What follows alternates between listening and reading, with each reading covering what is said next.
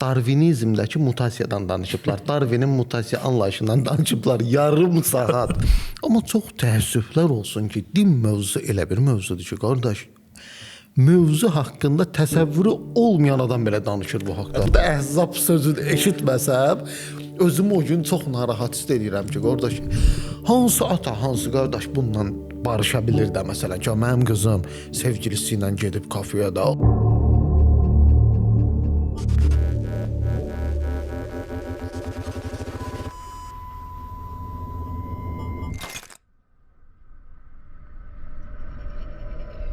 Xoş gördük dostlar, mən Ziya Balıyev və Mən Elvin Xəlili. Bugün Onlara D platformasının və Elvin Xəlili YouTube kanalının birgə işbirliyi olan Güzgü layihəsi ilə qarşınızdayıq. Ayxan, suallara başlayaq. Başlayaq. Niyə Azərbaycanda ateist və teistlər normal müzakirə edə bilmirlər? Sən başlayırsansa mən başlayayım. Sən başla. Əslində bu sualı belə bizə verilməyə bir qədər özümə təhqir kimi qəbul edirəm açığı. Çünki Azərbaycanda məncə yəni bunun çox yaxşı bir nümunəsiyik. Məncə də. Həqiqətən də yəni müzakirə edilə bilər ortamın olması çox yaxşı nümunədir. Adam kimi söhbət edə bilir. Adam kimi söhbət edirdik. Bu arada qısa bir haşiyə çıxım ki, bu bir layihəli bir verilişdir. Biz burada Ziya ilə bir-birimizə qarşı veriliş zamanı sual da verə bilərik və ya ittiham da eləyə bilərik. Yəni Ola bilər razılaşmarıq söhbətin ortasına, razborka düşər. Yəni bu mənim Ziyanın Ziyanın bütün iddialarına baş yerlədiyim layihəm deyil. Belə deyək. Təsəvvür edin, niyə normal müzakirə eləyə bilmirlər mövzusundan danışırıq və ortada bir də razborka düşür, aramızda qırğına çıxırıq. O da maraqlı olar əslində. Olmasın məncə, amma Olmasın inşallah. olsa maraqlı olar. Deməli, niyə Azərbaycanda normal ateizm və teizm müzakirəsi getmir? Məncə bunun ən önəmli, mənə görə, yəni ən düzgün cavabından biri Azərbaycandakı nə ateistlər ateizmin nə olduğunu bilir, nə də teistlər teizmin nə olduğunu bilir və yaxud da ən azından çox səthi, sadəcə üzdən oxuduqları, trenddə olan şəxsləri oxuduqları və həmçinin də trenddə olan şəxslərin videolarını izlədikləri üçün məncə ümumiyyətlə bu mövzularda iki bilməyən şəxsin müzakirəsi zamanı, yəni belə çox absurd bir hətta mən bunu müzakirə demədim. Orada müzakirə getmir. Orada sadəcə bir-birini eşitməyən iki tərəf görürük. Hansı ki biri Bir mövzudan danışırlar, mövzu ilə yaxından uzaqdan əlaqəsi yoxdur söhbət. Yəni hərəsi bir şeydən danışır. Mövzu var, amma onlar mövzuda deyirlər də, belə deyirsən. Yox, ümumiyyətlə mövzu ilə əlaqəsi yoxdur. Sözü bandan kəsirəm. Bir dəfə bir şey var idi, debat tipli bir şeyin ad çəkməyəcəm kimdir. Təsəvvür elə adamlar debat eləyirlər və yarım saat Darvinizmdəki mutasiyadan danışıblar. Darwinin mutasiya anlayışından danışıblar yarım saat.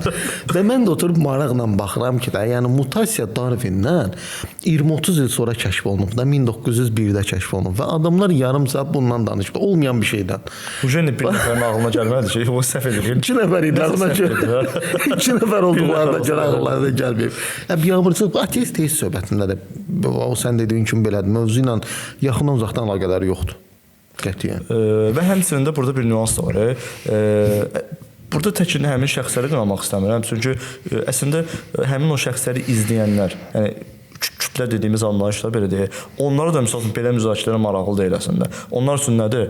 Verilən arqumentlərin, verilən cavabların bir önəmi yoxdur əslində. Sadəcə ortada olan o belə deyək, o haykü, ortada olan münaqişə daha maraqlıdır. Məsəl üçün mən Ziyanı söyləyim, Ziya məni söylüsün, burada bir maraqlı ortam yaransın, biz ona baxaq. Boğuşma da, boğuşma. Mən hərdən mənə deyirlər, biraz o qırğın dava olsun baxaq, deyirəm, it boğuşturmursunuz ki, Allah eviniz itsin. Burada normal elmi müzakirə gedir də, bu it boğuşturmasıdır ki, maraqla biz burada dalaşaq, siz də oturub baxasınız da. Yəni insanla, məsələn, o heyvanın arasında bir fərq olmalıdır da hər halda. Yəni biz o cür davranmamalıyıq, mən belə düşünürəm. Mənə arada şərhlərdə gəlir və yaxud da belə fiziki olaraq yəni üzbəyüzdən mənə sözlər deyilir ki, sənin çəkdiyin videolarda sıfır duyğu var, sıfır emosiya var. Deyirəm ki, çünki mən maksimum şəkildə iddia ortaya qoymağa çalışıram, arqument ortaya qoymağa çalışıram, rasional bir şəkildə belə deyək, fikirlərimi ifadə etməyə çalışıram deyə. Yəni bu mənim düşüncəmdir, bəlkə səhv düşünürəm, bilmirəm. Məntiqlə bir fikir söyləyəndə istəsəmi duyğular nisbətən arxa planda qalır. Amma duyğular nə vaxt ön plana çıxmağa başlayır? Mənim mövzudan xəbərim yoxdur və mən məcburam ki, öz kütləmə, öz sevdiyim insana, çünki azdan çoxdan səni də izləyənlər var, məni də izləyənlər var və bu şəxslərə mənim fikirlərim maraqlıdır və yaxud da mən maraqlıyam problem deyil onlara. Mən məcburam ki, onlara fikir verə bilməyəndə başlayım onlara duyğu ötürməyə, emosiya ötürməyə və yaxud da cavab verə bilməyəndə mən onlara özümü, məsələn, orada aradım, məsələn, sən mənə bir arqument versən, deyirəm ki, yox, mən bunun cavabını bilmirəm. Çox normal bir halda bu, yəni. Yəni bilmirəm qədər həyatdan ikinci normal bir şey yoxdur. O gün əbratizmədir. Deyirsən filan kəslə debatında çox yerdə dedin ki, bilmirəm. Deyirəm, yəni ən gözəl cavab lazım olan yerdə bilmirəmi deməkdir. Adam mənə sual verir ki, Allah nə bilim şeydən əvvəl tutalım ki, yaratmamışdan əvvəl tək idi, cüt idi. Amma bunu hardan bilim də? Bilmədiyim şeyi bilmirəm deməliyəm də. Yəni bunu həqiqətən bəzən deyə bilmirlər. Bu çox ciddi problemdir. İndi belə deyək də, düzdür, bizim mövzumuz əslində Azərbaycandadır. 100%. Bir qədər haşiyə çıxan, misal üçün, xaricdə həqiqətən bu formadadır. Əslində xaricdə də kütlə içərisində belədir. Yəni kütlə içərisində belədir, amma ən azından onların belə deyək də o üzə çıxarmağa bir həqiqətən də mərifətli adamlar var və onlar misal üçün olsun Craig-ınız olsun, Plantinga-nız olsun və yaxud da bu tərəfdə misal üçün olsun Sinclair-ınız olsun və yaxud da yəni kifayət qədər 2-3 nəfər deyil də, yəni bir hərəsindən bir 20-30 nəfər, yəni ortaya çıxardılması hələ adamlar var, həqiqətən də var bu. Bizdə o yoxdur məsələn. O qədər yoxdur da. Tutalım axtarsan nə qədər adam tapa bilirsən ki, məsələn, normal müzakirə edə bilsin. Normal deyəndə hamı normal müzakirə edə bilər. Sırf bu mövzu ki var, ateizm və teizm mövzusunda. Ola bilər kimsə misal üçün deyirəm də, biologiya sahəsində mütəxəssisdir, kimsə fizikada, kimsə əqidə mövzusunda, kimsə fiqh mövzusunda. Amma sırf bu mövzuda, teizm və ateizm mövzusunda mütəxəssis sayıla biləcək. Yəni bu mövzuda yaxşı davam elətdirə biləcək, danışa biləcək adam çox azdır. Bəli. Arada misal üçün biz özümüz də istəyirik ki, bir layihə, müzakirə həyata keçirdək. Mən misal üçün öz yanıma həmkar tapa bilmirəm ki, açığı. Mən özüm burada üstün tutmuram, amma mən demirəm ki, mən yaxşı bilirəm, mən əjdahayam və s. bunu iddia eləmirəm. Sadəcə ən azından belə deyək də, mənim gördüyüm bir şəxsi yoxdur ki, çağırım onun adamı. Mən bunu ayrı bir canlı yayında fikrimi söylədim və həqiqətən də belə deyək də razılaşdıq ki, Azərbaycanda ateist olaraq, yəni ciddi ortaya çıxarılası bir adam yoxdur. Bəlkə də bu şərhlərdə çox azdır. Yoxdur deyəndə məsələn bilirsən də bizim ortaq tanışlarımız da var bəziləri. Amma bunlar sosial şəbəkələrdə deyirlər. Bəziləri də ümumiyyətlə Azərbaycanda deyil ki, gətirib podkast eləyəsən bu adamla. Biraz o problemlər var. Amma ümumilikdə razıyam ki, teizm tərəfdən də az da çox, yəni çox deyil. Ateizmə nisbətdə daha çoxdur. Nisbətdə daha çoxdur. Amma yəni belə dəhşətli dərəcədə çoxdur. Bu barədə ciddi müzakirələr aparmaq olur. Bu çətin məsələdir. Bir də bu ortaq məxrəcə gəlməməsi, bu müzakirəyə gələ bilmirlər, müzakirə edə bilmirlər. Bunun ən ciddi problemlərindən biri bilgisizlikdir. Həqiqətən də mövzunu bilmirlər. Və mövzu içində açılan məsələlər ki var, bunlar haqqında məlumatları çox zəifdir, çox səthi bilirlər. Və bir də ego mərkəzlilik var. Hamı debata girən kimi bilirsən də üç cür müzakirə üsulu var təməl. Var sofistik müzakirə, var eristik müzakirə, var dialektik müzakirə. Bunların fərqi nədir? İzləyicilərimiz ola bilər, bilməzlər bunu, izah eləyim. Sofistik müzakirə budur ki, sən söz oyunu oynayırsan. Məsələn, Yunanlarda sofistlər var idi. Bir-birlərini səhv çıxartmaqdan ötürü, məsələn, nə deyirdilər? Deyirdi, bax, sənin oğlun var, için də oğlu var. Sənin də oğlun varsa, için də oğlu varsa, deməli sən itsən. Məntiq qanununu bir növ söz oyununa çevirirdilər. Bu sofistikadır, yəni sözlərin üstündə oynayırsan. Eristik odur ki, buna bir İslam terminologiyasında cədəl də deyirlər də, buna eristika. Nədir bu? Nə inirsən elə qalib gəl. Yəni burada yalan da danışa bilərsən, səhv məlumat da ötürə bilərsən, fərqi yoxdur da. Yəni nə edirsən elə qalib gəlməlisən. Bunun adı eristikadır. Bir də var dialektika. Dialektika nədir? Bu Hegeldən gələn bir şeydir də. Tezis, antitezis, sintez. Bu sintez nədir? Tezisə qarşı antitezis qoyulur və sintez yaradılır. Yəni ortaq məxrəcə gəlmək. Bu təəssüf ki, bizdə yoxdur. Bizdə qoşulanda hamı müzakirədə ancaq və ancaq düz olmağa çalışır ki, bax mən düzəm ha. Yəni məndə səhv ola bilməz. Adam bir qarşı tərəfi dinləmək belə ehtiyacı duymur. Dəfələrlə olub. Mən səndən daha çox debatlara qatılmışam da, düşünürəm ki, çünki sən o qədər şey eləməmisən, qatılmamısan. İndi işlə bağlı şərait məsələləri filan da bu başa düşüləndir. Mən bu qatılanda görürəm ki, həqiqətən də bəzən ateistlə söhbət eləyirsən, adam sənin arqumenti, yəni qulaq asmır səndən də. Tək ateistlə yox, adi mənə qarşı müsəlmanlar da olur da, bəzi fikir səsləndirəndə deyirlər, sən İslama ziddir. Adama izah eləmək istəyirəm. Vallahi deyirəm, mən baxıram ki, adam mənim iddiamı ümumiyyətlə qulaq asmır. Yəni hələ də dediyində qalıb. Nə qədər izah eləyirsən elə mümkün deyil. Baba, o müzakirə eləyə bilməməyin əsas şeylərindən biri də, məsələlərindən biri də budur. O ego mərkəzli yanaşma. Yəni mən düzəm. Bitdi. Dialektik yanaşsa, məsələn, sənlə mənim debatım var da, bir dənə ölümdən sonraki həyat haqqında. Mən düşünürəm ki, bəlkə də mən bu günə qədər elədiyim ən ideal debat o idi həqiqətən. Niyə görə? Çünki iddialarımızı qoyduq və gördük ki, bir yerdən sonra artıq biz bir yerdə dirənirik, gedə bilmirik. Neynədik? Buraxdıq tamaşaçıların rəyinə. Yəni artıq qalanı sizlikdir. Yəni biz danışa bildiyimiz yerə qədər danışdıq. Buradan sonrası artıq getmir.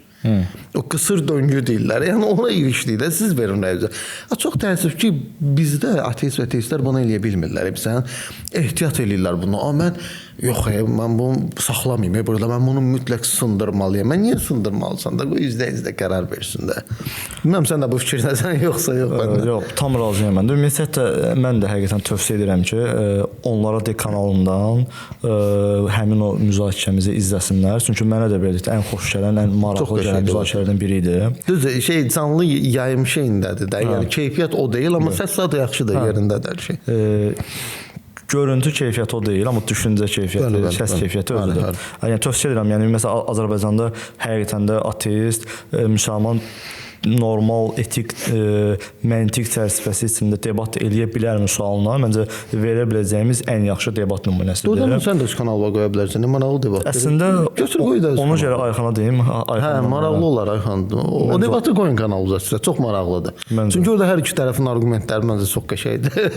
və eyni zamanda da yəni məsələn hətta biz o müzakirənin sonrasında oturub da bir yerə təzədən eləmiş o müzakirənin ardından. Bəli. Xatırlayırsansa. Bəli. Təzədən bir də onu kağız üzərində hətta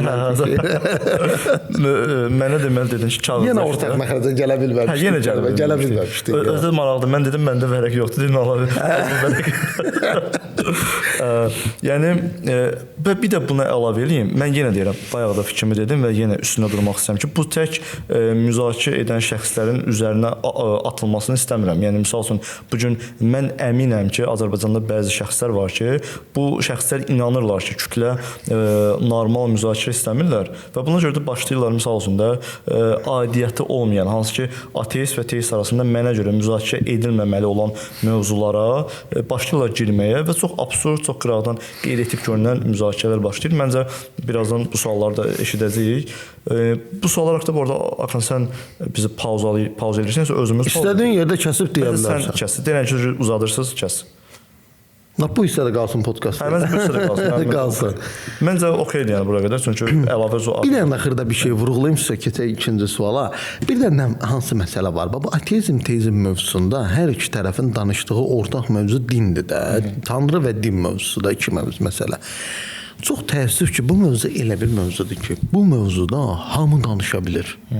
Məsələn, tibb haqqında hamı danışa bilmir. Ehtiyat edir, qorxur. Fizika haqqında hamı danışa bilmir. Allahın maşın ustalığı haqqında hamı danışa bilmir, qorxur.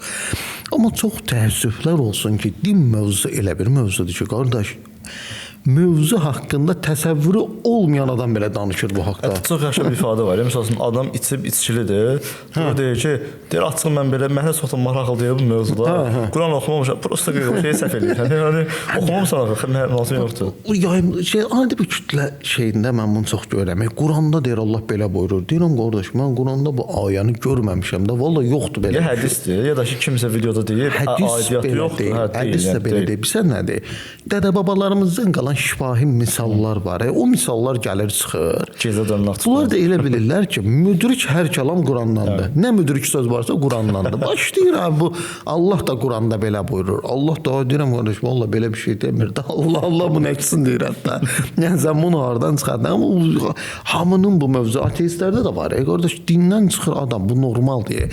Dindən çıxmağın 1000 dənə səbəbi ola bilər. 1000 dənə səbəb ola bilər də bilgisizlik ola bilər. Misal üçün lap arqumentasiya depressiyalar şey ola bilər. Psixoloji problemlər ola bilər adamın. Praqmatik 1000 dənə səbəb var. Qardaş dindən çıxan kimi gəlir. Səhərsin bir dənə kanal açır. Kanalın da adı nədir o dəqiqə şey? Aydınlanmış. Brain Qasım, nə bilim şey, ağıllı olun, sorğulayın. Neydi? Ay qardaş, nə oldu? Sən bir gün dindən çıxan kimi sən beynin partladı. Sən nə yaşadın? O bir gecədə sən nə yaşadın ki, bizə gəlib burada? Yəni mən belə bir sıxmasına evimə həyatımın ən azı 14 ilin bu sahəyə həsr eləmişəm də. Səndə də yəni düşünürəm ki, ona yaxın bir rəqəmdir. 10 il. Yəni mən 14 ilimi həsr eləmişəm. Mən bu qədər iddialı ola bilmirəm də. Yenə də adam bəzi yerdə ehtiyat edir ki, qardaş, onlar da nə səhv deyirsən. Bu adam dünən ateist olur, bu gün gəlir səhifə açır, başlayır şey eləməyə. Mən də tam əksinə nümunə çəkəcəm. Çox qısa, artıq burada tamamlayaq sonra. 20 dəqiqə olur o. Hə, olsun da gedir də.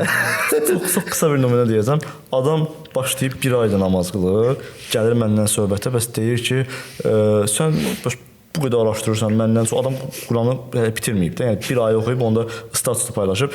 Sən bu qədər Quran oxumusan, Nujeyni sən müsəlman deyilsən. Qardaşım ki, bəs nə bilim, mənim də özümə görə səbəblərim var. Sən Quranı oxumamısan. Sən prosta oxumusan onu. Sən onun üzərində düşünməmisən. Var. Baxırsan ki, belə yəni nə deyəsən? Çox təəssüf ki, adam bilmir ki, Allahın isbatı Quranla deyil. Bəli. Allah Quran-Kərimin heç bir yerində özünə dair isbat vermir. Demir ki, bu mənim varlığıma sübutdur. Nə deyir? Maksimum nişanələr göstərir. Göyə baxın, Allahın yaradılışını görün. Nə insana baxın, Allahın yaradılışını görün. Ağca qanada baxın da durub orada fəlsəfi dəlil qoymur. Bu yoxluq varlıq məsələsi, bu biraz fəlsəfi məsələsidir. Veya Yəni 8 dəfə Quran oxudum, ateist oldum. 7 ya 8 dəfə də hamısının dilində şeydir, 4 fərqli dildə. 4 fərqli dildə. Hansı soruşsan 4 fərqli dildə 7 dəfə oxumuşam. 8 dəfə dillər bilmirəm. Hansı dillərdə var? Və hamısı deyimləsə ingilis, rus, türk, Azərbaycan. Çoxsu belə deyir bunu. 4 dildə oxumuşam. Bəziləri deyir ki, mən özüm oxumamışam. Belə bilən adamlar danışıblar mənə. Ya onu ateist deyirsə, vəbşə biabırçılıqdır. Müsəlman deməsi biraz normaldır. Adam genetik müsəlmandır. Oradan buradan eşidib. Amma bir ateist ki, çıxıb dinə qarşı arqument səsləndirib onu deyirsə, çoxsu da oxumayıb. And içərəm ki, ateistlərin böyük əksəriyyəti Quranı tam oxumayıb. Bilirsən nə oxuyulub? Bir ara qruplarda şablon atılan mesajlar var idi. 80-dən idi, 90-dan idi.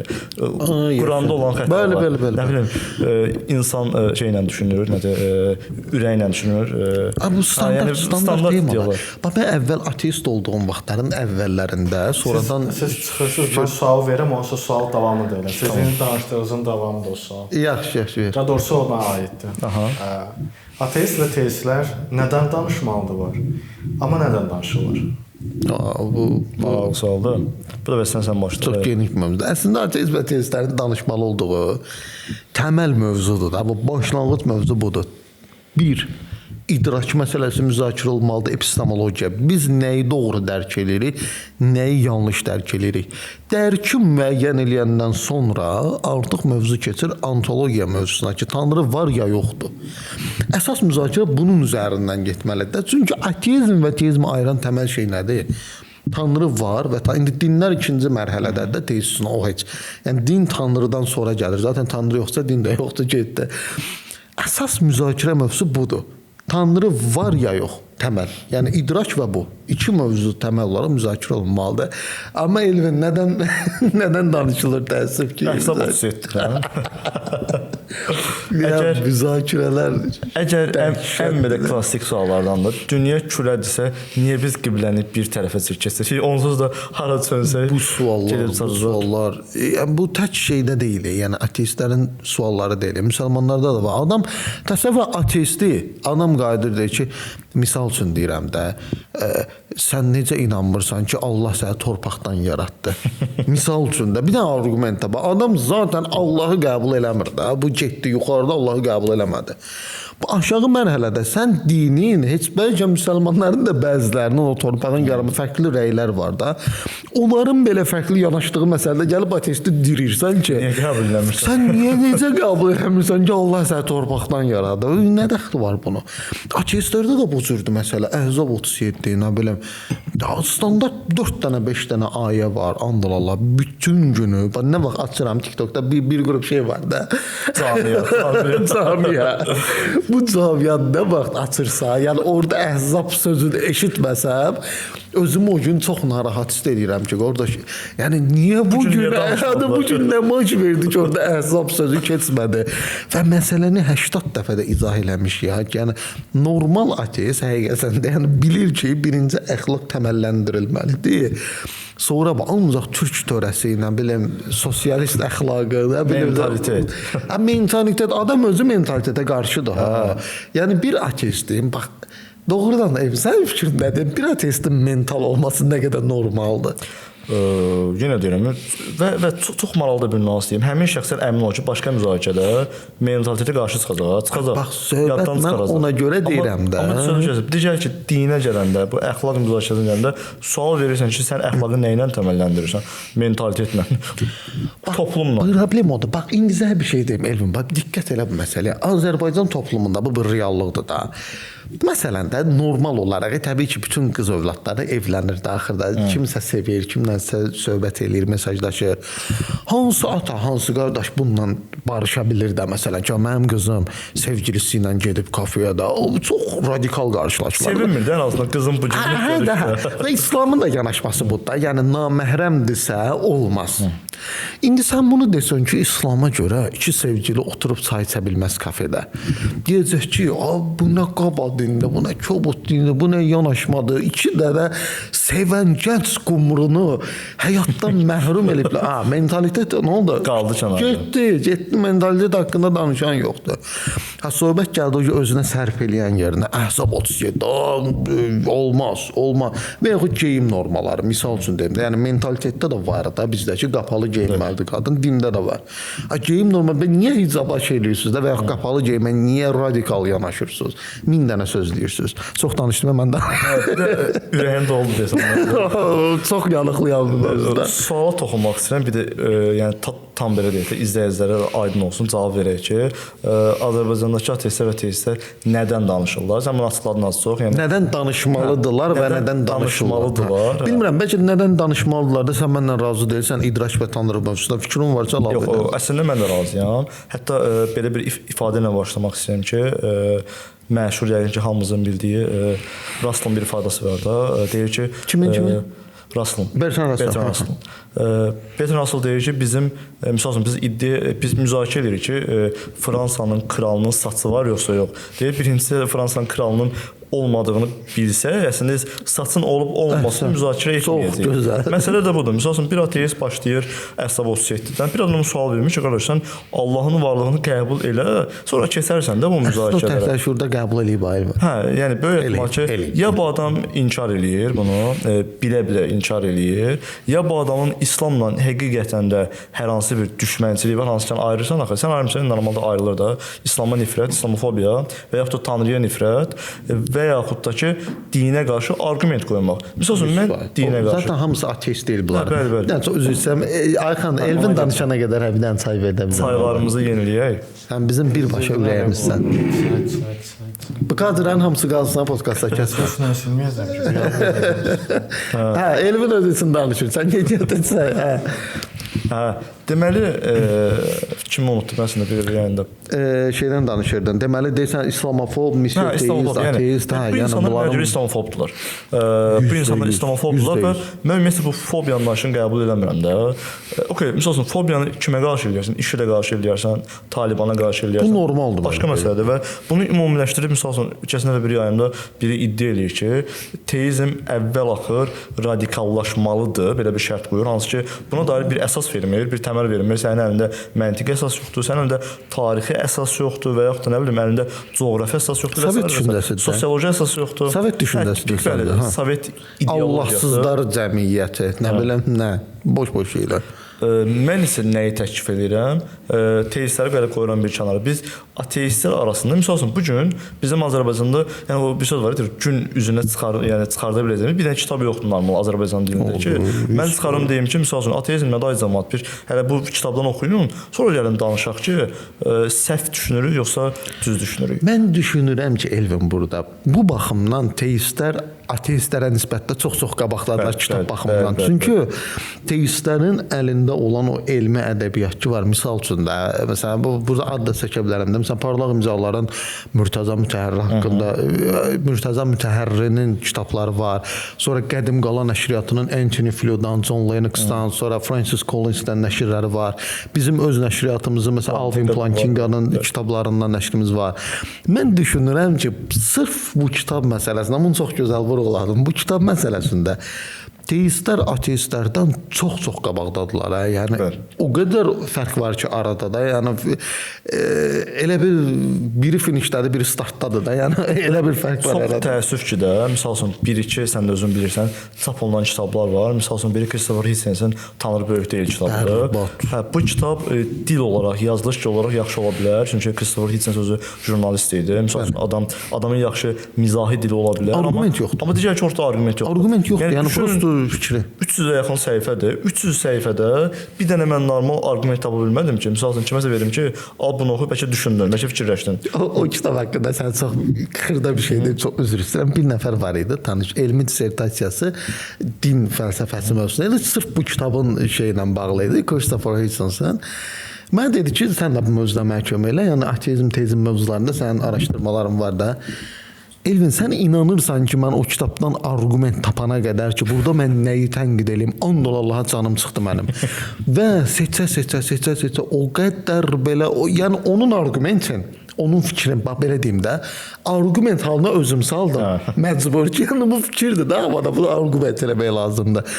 Argument halına saldım, ondan sonra cavab verdim. Yəni o qədər bərbad bir kitabdır ki, oturub elə kimsə söhbət eləyirdi özü üçün. Həqiqətən, tam elə bir ki, bu dəqiqə bizim elədiyimiz söhbəti, bizim elədiyimiz söhbət daha ciddidir, nəinki. Yox, ən azından biz əsaslı danışırıq. Yəni adam havadan danışır, nə filan vaxtda tutalım, Hindistanda bu olmuşdu, deməli din yalandır.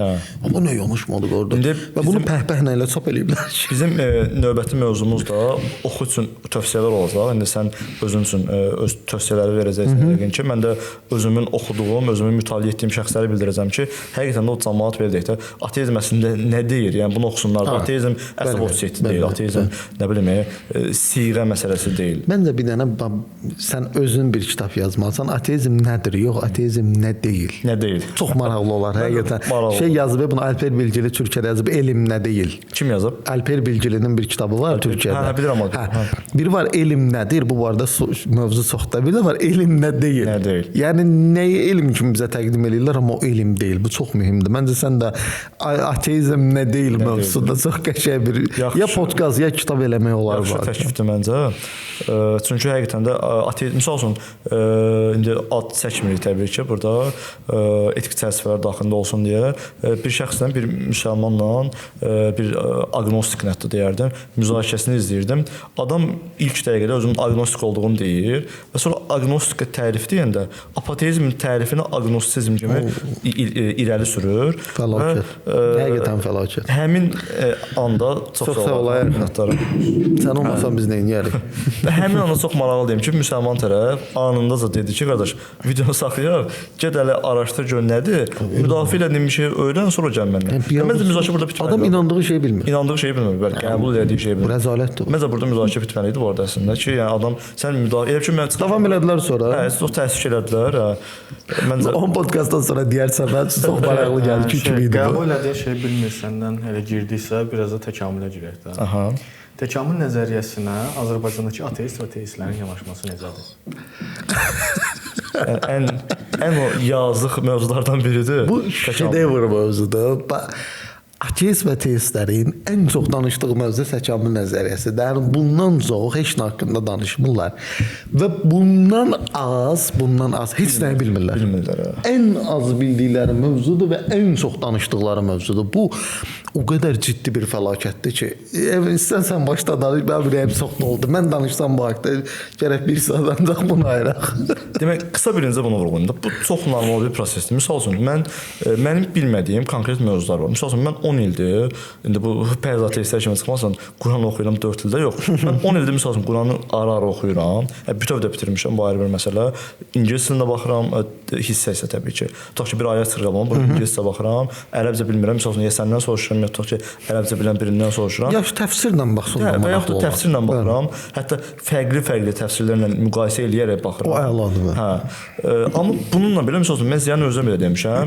Yəni kameranı çıxıram, adi oturanda belə mən deyirəm ki, qardaş, mən bilgili deyirəm bu mövzuda. Mən sənə bu mövzuda açıq ünsiyyətə girmək istəmirəm. Çünki mən maksimum səndən höccətləşə bilərəm. Sənlə müzakirə edə bilmərəm. Yəni fikir deyə bilərik. Məsələn, mən də xristian dostlarımla oturanda, indi var da xristian dostlarım, mən də onlara onu deyirəm. Məsələn, deyirəm mən İncil haqqında sizdən ancaq öyrənə bilərəm. Mən 3 dənə 4 dənə kitab oxumuşam. Mən nə danışım bu haqqda sizə? Arqument, amma elə bax ki, lap botan oturur ortaya. Qardaş, mən xristianlığı çökdürəcəm. Deyirəm, nə oxumusan? Deyir heç nə. Hə, indicə bu şeydə bir dənə kinoya baxıb İmam Rızanın kinosuna. İndi orada da bu imamdır da, indi bizim əqidəmizə görə bu arqumenti imam verə bilər, əsaslandıra bilər. Sən arqument verib əsaslandıra bilməzsən, axı niyə verirsən özü psixiatrsan? Yəni əslində sözümü davam edim. Məsələn, mən bu qədər araşdırdığıma rəğmən deyirəm ki, mən bilmirəm bu mövzuda. Məsələn, mən səndən məsələnin fəlsəfi tərəfini bəli, yəni istənilən yerdə, istənilən belə deyək də ortamda, istənilən platformada müzakirə edə bilərəm. Demirəm haqlı çıxaram, amma ən azından müzakirə edə bilərəm, fikirlərimi bölüşə bilərəm. Amma məsələn, mən bu gün biz din mövzusu açsaq, mən sənə bu mövzunu müzakirə etməyəcəm. Maksimum öncədən bildirərəm ki, məsələn, mən Türkiyədə bir sosioloq var, həm də inanclıdır özü, Volkan Ertet, bilmirəm eşitmisən yoxsa yox. Volkan Ertetin bir sözü çox xoşuma gəlmişdi. Buna din haqqında sual verildi. Dinin teologiya da fəlsəfi hissəsi haqqında. Adam deyir ki, mən işin sosioloji tərəfindəyəm. Mən ancaq bu mövzuda akademik cavab verə bilərəm. Mən sadəcə öz fikrimi bildirirəm və izləyicilərə buraxıram ki, səhvdir, düzdür, necə düşünürəm. Bunu siz belə deyək, öz fikirlərinizi bölüşə bilərsiniz. Mən də bunu deyirəm. Mən teoloji hissə haqqında öz fikrimi deyərəm. Hə, məsəl üçün qarşı tərəfdə və yaxud sən tərəfindən mənə deyilə bilər ki, sən səhv bilirsən, bu belə deyil. Gələk təkamül məsələsinə. Mən özüm təkamül məsələsini qorxulusun yox da.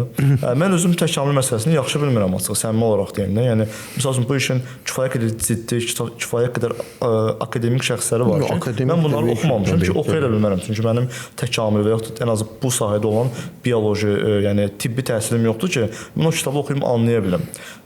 Amma çox təəssüf ki, bu gün bunları oxumadan anlaya bilən şəxslərimiz var bizim, hansı ki, bunlara yəqin ki, teoloji dildə desək vəh gəlir. Çox güman. Təkamül vəhi. Və bu insanlar təkamül haqqında çox absurd iddialar verə bilirlər. Məsəl üçün ən absurd iddia nə deyim? Ən absurd iddia budur ki, yox qaqa, biz meymunlardan yaranmamışıq. Açıq oxu da, yəni adam bu işin ən köklüsü kimdir? Charles Darwindir. Ondan əvvəl də var təbii ki. O belə bunu belə. Nəzəriyyə alına gətirən budur. Darwin belə deyir ki, bəli biz meymunlardan gəlmişik. Müasir dövrə gəlirik. Bunu da qəbul edilir. Burada çox maraqlı bir şey var ki, Elvət. Bu mövzunu bilməyən müsəlmanlar təsdiqləyir ki, bəli, təkamülə görə insan meymundan yaranıb. Niyə görə? Təhqir eləmək üçün. Halbuki bilmədən düz deyirlər. Təhqir eləmək üçün deyirlər, amma nəzəriyyənin tam məğzini deyirlər də, insan meymundan yaranıb. Amma bunu müdafiə eləməyə çalışan ateistlər bilmədən başlayırlar ki, o da nə Cəlal Şəngör bir dənə çıxdı verilişdə söz dedi, maymun deyil, əfəndim, başqa bir primat türü. Arkadaş meymundur da, eyibdir, simyandır, nə deyirsən də, bunun adı meymundur da, bunu hara qədər fırladarsan. Buna Darwin də meymun deyib, müasir təkamülçü alimlər də hamısı meymun deyiblər. Yəni bunu hara qədər fırladarsan, bu məncə bu mövzunun ən nöqtələrindən biridir, pik nöqtələrindən biridir. Hələ bir dəfə çox üzr istəyirəm, bunu da deyim davam elə. Bir nəfər qoşulub yayınma, deyirəm ki, təkamülə görə insan meymundan yaranıb da. Deyir ki, səhv deyirsən. Darwin elə şey deməyib. Deyirəm ki, bax canım gözüm, Darwin bunu harda deməyib. Mən bilsən nə deyir?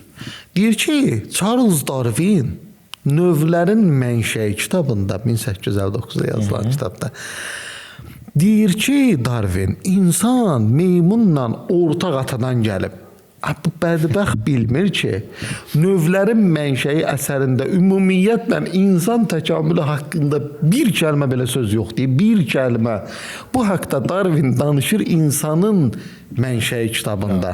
İnsanın törəyişi də belə deyək, formalaşması kitabında. Azərbaycan çoxundan məncə insanın mənşəyi kitabını bilmir bu arada. Bilmir. Hamısı növlərin mənşəyi bilir. Bu çox ciddi problemdir. Görüş növlərin mənşəyi insan təkamülündən danışmır. Və bu adam mənə irad tutur ki, Darwin bu kitabda sən dediyi inkar edib ki, insan meymundan yaranır. O deyir ki, insanla meymunun ortaq atası idi. Adam dəli olur da, and ol Allaha. Çox çətin. Burada da yenə ortaya bilgisizlik girir və çox böyük bir əslində bilgisizlik problem deyil bu arada. Yəni biz də hansısa bir mövzuda bilgisiz ola bilirik də. Problem nəyi bilmədiyin fərqində deyilsən. Sən məsələn mən çox rahat şəkildə deyə bilərəm. Məsələn mən şuur fəlsəfəsi bilmirəm, mən epistemologiyanı köklü şəkildə bilmirəm. Hansı məsələn Azərbaycanda Emin İmanlı bu işdən daha ciddi formada. Hətta bu həftə olmalıdır desin kitabı. Epistemologiya ilə bağlı yeni kitab. Artıq bununla bağlı ikinci kitabı deməyin. Bir Hüseyn Üşşaqinin kitabı var idi. Biliyin müdafiəsi idi.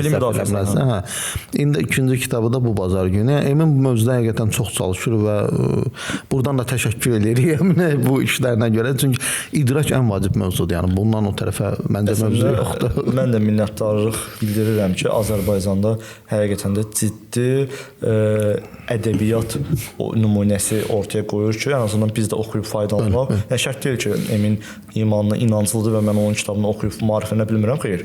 Yəni mən də misal üçün epistemologiyadan, bilgi fəlsəfəsindən, idrak fəlsəfəsindən oxuyub faydalana bilirəm. Hətta çox maraqlı bir nüans deyim sənə. Emin İmanlının bu Qırmızı Üzlü kitabının adı nə idi? Tanrı. Tanrı kitabı, hə. Çox möhtəşəm. Səndən çox bəyəndim onu. Tanrı kitabını oxumamışam, amma ilk dəfə gördüm Tanrı kitabını. Mündərizatını vərəqlədim. Dedim, sonra mən Eminlə çıxıram debata. Yanında da bir şəfər var idi ki, narahat olma, biz onu təşkil eləyərik. Çıxaq debata, bir dırnaq arası hörməsi kimi çıxmasın, ye də Emini yesən. Dedim, sonra mənlikdir yəni. Emin mənlikdir. Elə oldu ki, oturmuşam evdə, girdim YouTube-a. Dedim, biz araşdırım görürüm, bir kitabı ilə coşmayayım da belə. Görüm, kimdir bu Emin İmanlı? YouTube-a Emin İmanlı yazan kimi adamın Emin İmanlının epistemologiya haqqında 40 dərs olmalı səhv etmirəmsə və hər dərsdə 1 saatdan bir qədər artıq video çıxdı qabağıma. Oturub düşündüm ki, çox şeydən mən bu adamdan çıxdım epistemologiya müzakirəsində. Mən maksimum orada epistemologiya nədir? 5 dəqiqə. Hə, maksimum 5 dəqiqə də deyil. Yəni epistemologiya nədir? Nə növləri var və s. və s. Adam 40 saat danışır. Adam 40 saat danışır. Adam artıq qalibdir də, başa düşürsən. Yəni həqiqətən mümkün deyil. Doğru. Bəzi mövzular var ki, o mövzuları o adamlarla çıxmamalısan. Misal üçün, bayaq deyirsən, təkamülü akademik səviyyədə. Zaten mən də akademik bilmirəm, sən də akademik bilmirsən. Bu akademik zaten müzakirə də akademik deyildi də ortada idi. Biz nəyi bilirik? Din fəlsəfəsini maraqlandıracaq qədər. Yəni təkamül nəzəriyyəsinin hansı hissəsi din fəlsəfəsini maraqlandıra bilər, ora qədər bilirik. Və bunu da, yəni ən azından populyar kitabları, məsələn 10 dənə, 20 dənə, 30 dənə bir kitab oxuyanda artıq fikir sahibi olursan da bu haqqda. Amma bizdə təəssüf ki, o yoxdur və bir də məsələn də tutalım, mən bir bioloqla bunu necə oturub müzakirə söhbət eləyə bilərəm. Yəni adam bioloqdur. Birincisi mən özüm də təkamülü qəbul edirəm. Şurası ki, səhv də desə, biz onun səhv olduğunu bilməyəcəyik. Yəni çünki adam işin əhlidir və biz də məlumatsızıq. Ona görə mən həmişə işin mütəxəssisi var. Onunla müzakirə etməkdən çəkinirəm. Niyə görə? Ola bilər ki, mən düz deyirəm, o səhv deyir. Həqiqətən bu mümkündür də, ola bilər. Amma mənə heç kim inanmayacaq. Məsələn, deyəcəklər, qardaş, bu bioloqdur, bu elə belə araşdırmaçıdır, həvəskar araşdırmaçı. Yəni bunun sözü nə qədər tutarlı ola bilər. Sən davam edirdin sözə. Davam edirəm. Burada indi bir məsələdən də çox qısa danışmaq istəyirəm. Biz indi ateistləri dedik də meymundan yaranmaq söhbətini zaten indi bilmirlər və bu belə deyirlər ki, güya müdafiə edirlər də. O şey var, bəzən utanırlar da meymundan müsəlmanların da var hücuma. Qaqa mən adamdan yaranmışam. Məsələn atom meymun da. Bu suallar var da. Bunlar biraz məsələn nətərdir? Mən də ateist olanda əvvəl məsələn də təkərə düşürdüm da bu suallardan biraz utanırdı. Allah necə deyim, atom meymundur, babam meymundur. Hər desən pis çıxır, yox desən özümü səhv çıxardım. Hə, söhbət o sualı elə qoy ki, babam meymundur. İndicə buna cavab ver də. O bəzi 18 plus suallar var, məhəllədə ola bilər. O tip suallar. Səmimi deməlisən ki, qardaş, hə. Yəni təkamül nəzəriyyəsini dedik, budur da niyə utanırsan? Yəni bu elmi bir nəzəriyyədir. Zaten heç kim demir ki, misal üçün də mənim babam və yaxud da kiminsə babası, yəni o doğma babası qəsd olunmur da. Yəni əcdad olaraq neçə 8 milyon əvvəl. Yəni oradan gedir də söhbət. Artıq 8 milyon il əvvəldən sonra Homo Darwinius filan gəldi, Australopithecus habilis gəldi, 300 min il əvvəl biz yarandıq da. Buna demək nə qədər qorxulu bir şeydir də, nə qədər utanacaq bir şeydir. İşte də ki, mən bundan yaranmışam, hayatız. Niyə demirsən bunu? Niyə utanırsan elmi nəzəriyyədə? Deyir o adam 2-3 nəsil əvvəlini cavabdeh deyir də, yəni milyon il əvvəlki nəsildə. Amma yox, nəzəriyyənin dediyi budur. Nəzəriyyə bunu deyir də, məsələn utanmamalısan bundan. Bir də məsələn indi biz ateist ateistlərdən danışırıq. Məsələn, müsəlmanlar bəyən bu nəzəriyyəni nə qədər bilirlər? O qədər zəif bilirlər və çoxsu məni aforoz eləyir bu mövzuya görə. Mən təkamülü qəbul eləyirəm, təkamül nəzəriyyəsini və mən düşünürəm ki, Allah bizi bu cür yaradıb. Yəni Allahın yaradılış forması. Bəli, yaradılış forması bu cürdür Allahın. Üslub budur. Mən bunu belə qəbul edirəm və yetər qədər də əsaslarım var niyə qəbul edirəm bunu bu öz yerində. Baxırsan adamlar məni aforoz eləyirlər. Başa düşürsən, deyirsən dindən çıxmısan, bu nədir? Təkamülə birinci adam hələ bilmir ki, dindən çıxardan şey nədir? Üsuliddindir də insanı dindən çıxardan şey. Sən hər şeylə dindən çıxmısan. Leyla var idi, qababa çıxan dindən çıxdın. Sən çay içdin, dindən çıxdın. Sən kofe içdin, dindən çıxdın. Bu söhbət deyil ki. Baxırsan ki, deyirəm qardaş, təkamül nəzəriyyəsi nədir? Bax, primitiv sual. Sən nə deyir? Deyir təkamül nəzəriyyəsi canlılığın öz başına yarandığını deyən nəzəriyyədir. Bax, təsəvvür elə, adam hardadır da, yəni yaxından uzaqdan əlaqəsi yox da söhbət. Yəni Google-dan belə girib baxmayıb da. Yəni bax, kitabı qoydum yəni qırağa elmin. Wikipediyadan girib təkamül nəzəriyyəsinə baxmayıb. Yəni baxmayıb. Adam bilmir ki, bunu abiogeniz araşdırır, cansızdan canlı yaranmasın, panspermiya nəzəriyyəsi var bundan bağlı. Təkamül adəti yoxdur. Təkamül zaten bundan danışmır ki, təkamül deyir canlı var idi, artıq mövcud idi və bu dəyişdi. Yəni müsəlmanların özləri də bu mövzu haqqında o qədər primitiv, bir qayda deməyim bundan yaranmışıqsa, niyə indiki meymunlar adam olmurlar? Bu hardadır da? Yəni bu sualı verən adamla sən nəyi müzakirə və bu adamlar məni aforoz eləyirlər təkamül nəzəriyyəsinə görə ki, Ziya dindən çıxıb kafirdir.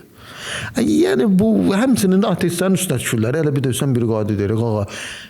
Hələ bəziləri var, deyirlər ki, təkamül nəzəriyyəsi çöküb, 50 ildir çöküb, 100 ildir çöküb.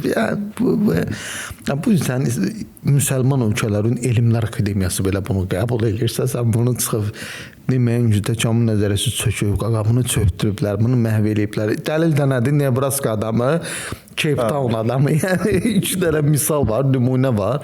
Bu da verilməyəcək nümunədir. Yəni biabırçılıqdır bu nümunəni vermək ki, təkamül nəzəriyyəsi çöküb. Ayxan, bu mövzuda yəni yanaşma təkamül nəzəriyyəsinə istər teist, müsəlmanlar da əsas toplum çoxluq budur. İstər ateist, sıfırdır yanaşma. Tam səmimi deyirəm, sıfırdır və mövzudan xəbərləri yoxdur. Davam eləmək istəyirsən? Növbət sola keçək. Okay. Demək təkamülü bildik. Yaxşı, bəs belə deyək də, Azərbaycanda ateistlərin və teistlərin dırnaq arasındakı elmi kəşfləri nələrdir? O qədər. Nə qədər istəyirsən. Nobel alacaq elmi kəşflər var. Biri Haqlarımızı yeyir. Yox dediyim. Təkamül nəzəriyyəsi 50 il əvvəl çürüyüb, çöküb təmiz.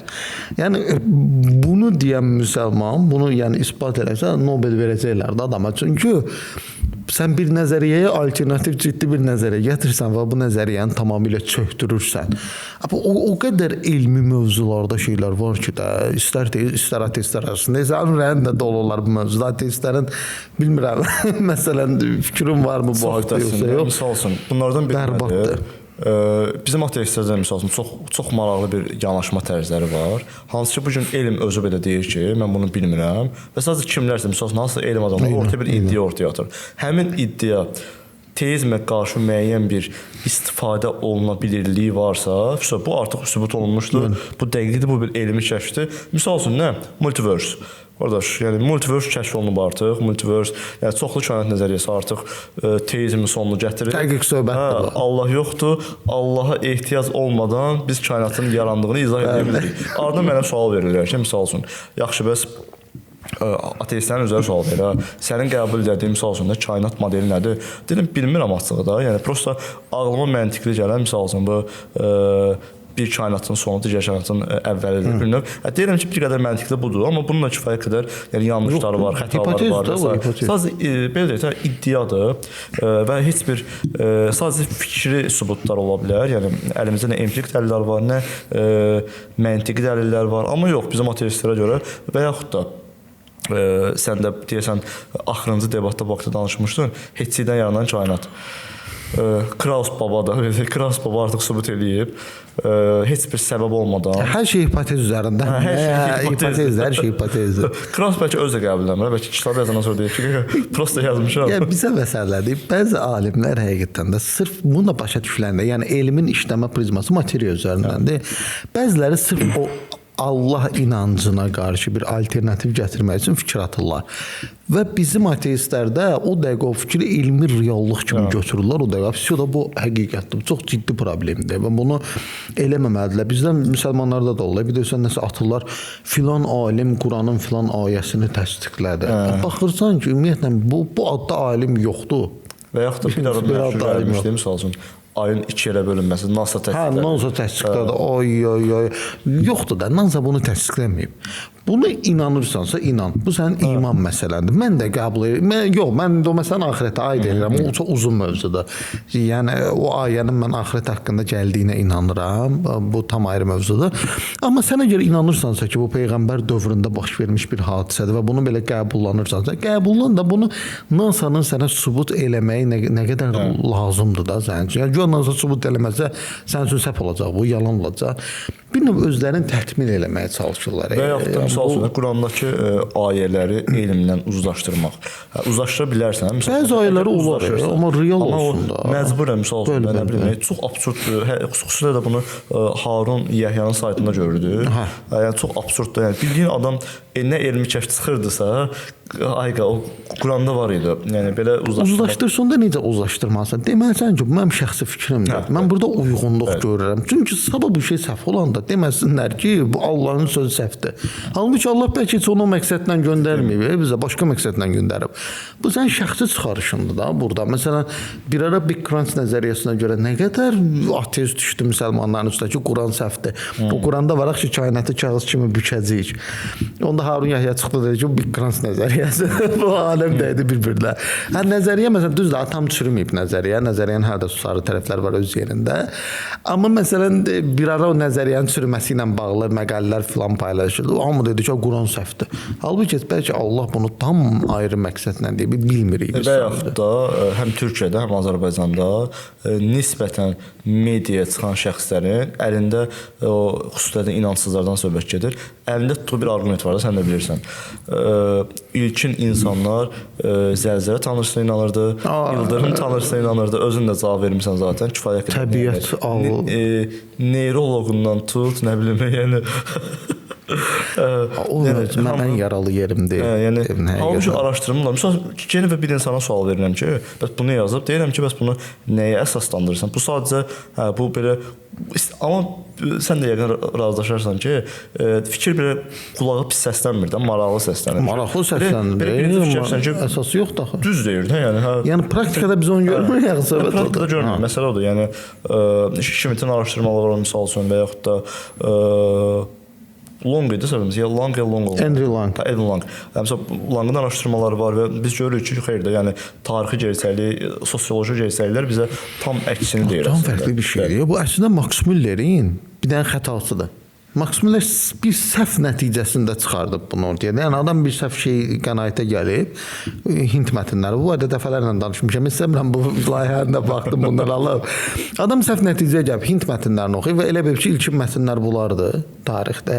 Bu qənaətə gəldi. Yəni bu gün həqiqətən də, yəni ciddi akademik sferada bu o qəbul görən bir nəzəriyyə deyil və çox zəif nəzəriyyə sayılır. Bu həddən ziyadə zəif nəzəriyyə. Və yenə deyirəm, yenə mövzunu əslində çəkirəm ora. Biraz bizdə məsələsi var. Bu mövzu haqqında bilmirik və yaxud da bu mövzu haqqında elm elə ora çatmayıb. İndi sənlə deyək ki, debatlarda bəzi şəxslərin iddiaları var ki, elm artıq hər şeyi bilir, biz elmdən hər suala cavab verə bilirik. Yox, yəni elmdən biz hər suala cavab verə bilmirik və zaten elmin belə bir məzuniyyəti yoxdur. Yəni insanlar əslində elm fəlsəfəsi oxumurlar deyə əslində bilmirlər ki, elmin tam olaraq məqsədi nədir. Elmin məqsədi sən də bilirsən ki, bir mövzunu, bir hadisəni modelləşdirib daha sadə formada izah eləməkdir. Həqiqəti də açıqlamır, sadəcə izah eləyir. Məsəl üçün bu gün biz niyə zaten həqiqət olan şey elm deyil də.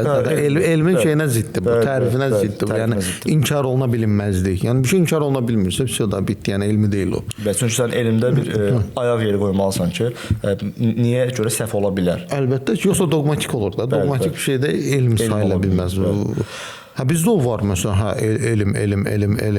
elm. Hələ çoxsu bəzən elm yazır, ilə əlim yazır. Hər nə yazır? Bir yazır, nə bilirsə girdə elm hər şeyi tapacaq. Deyirəm məsələn əlin nədir ki, hər şeyi tapır da, ilə yazır da elm. Əfəndim? 1 dəqiqə qalıb. 1 saata. Onu 5 dəqiqə artıq danışır. Üzün qaşı düşəcək.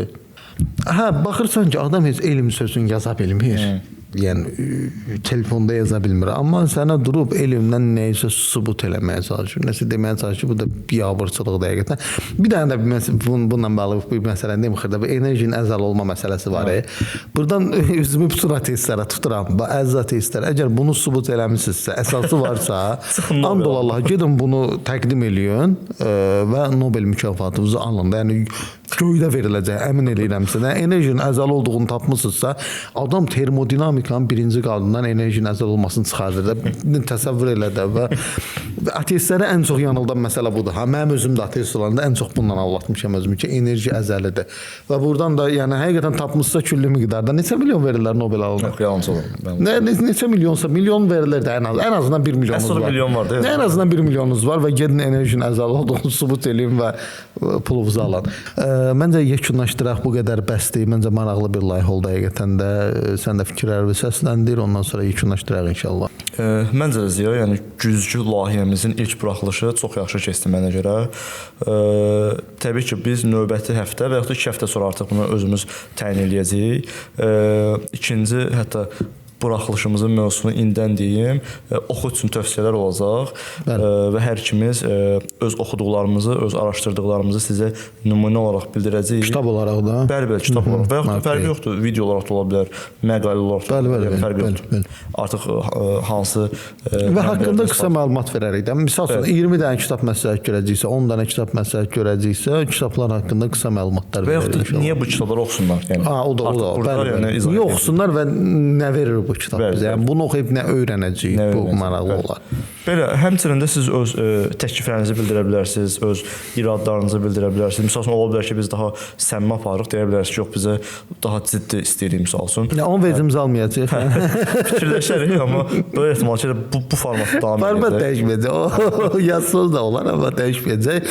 Və bir də maraqlı olar ki, məsələn, bu layihənin altından dostlar sualları varsa, əgər yazsınlar, bir dənə güzgü layihəsini sırf suallara həsr eləyək. YouTube-da videoya gələn suallara, tək YouTube yox, TikTok, Facebook, Instagram harada paylaşsaq, o suallara ayrıca cavablar verə bilərik. Ya Elvinə, ya mənə suallar ünvanlayın və biz bu sualları böyük məmnuniyyətlə cevablaya bilərik. Narahat olmayın, sizi blok atmayacağıq. Bizim bir filosofumuz var Azərbaycanın. Kim də sual verdi, atır bloka ki, yəni mənə sual verməyin də. Amma biz el eləməyəcəyik inşallah. Narahat olmayın və suallarımızı cavablandıracağıq. Yəni bizə at səhmiyyətdə reklam eləməyək. Məncə biz onu reklam eləməyək. Yəni. Onsuz da kifayətlə reklam olmaz. Reklamı var onsuz da biz də eləməyək də.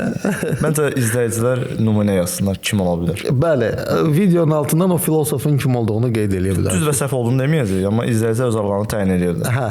Heç sən belə Ziya, çox sağ ol, minnətdaram. Sən də sağ ol. Eyni layihə içərisində yer almaq mənə xoşdur. Mənim üçün də çox xoşdur. Hərsən ki, bəzi müsəlmanlar və bəzi ateistlər bunu qəbul eləməyəcək böyük ehtimal. Eləməsinlər də. Və eləməsinlər də maraqlıdır. Yəni məsələ çox da takılmamalıyıq da ki, kim qəbul edəcək, kim qəbul eləməyəcək. Əsas odur ki, biz özümüz bilirik ki, gördüyümüz iş və bu layihə faydalıdır. Ən azından bir 10 nəfəri yönləndirə biləcək bu layihə ki, yəni düzgün düşünsün, həm müsəlmanlar tərəfdən, həm ateistlər tərəfdən. Yəni Azərbaycanda belə deyil ki, ateistlər tərəf güllü-gülistandı, müsəlmanlar batır, yaxud müsəlmanlar tərəf güllü-gülistandı, ateistlər batır. Belə deyil, hər iki tərəfin yaxşı, mənfi və müsbət tərəfləri var və yaxşı olar ki, hər iki tərəf öz müsbət, mənfi tərəflərini düzəltsin ki, daha keyfiyyətli kontentlər ortaya qoya bilək Azərbaycanda, sırf bu müzakirə sferasında. Və çox qısa bunu vurğulayım, sonra sağollaşaq, yəni çox uzatmayaq. Çox adam elə bilir ki, biz yəni bir-birimizdən istifadə edirik və yaxud da burada süni şəkildə bir gündəm yaratmağa çalışırıq, amma zaten süni şəkildə gündəm yaratmaq istəsək, məncə belə müzakirə əvəzinə elə oturub əhsab osiyyətini müzakirə edərdik. Əmin olun ki, bundan daha artıq prim yığardıq. Yəni o şounu yaratmaq ki, vuruşudur.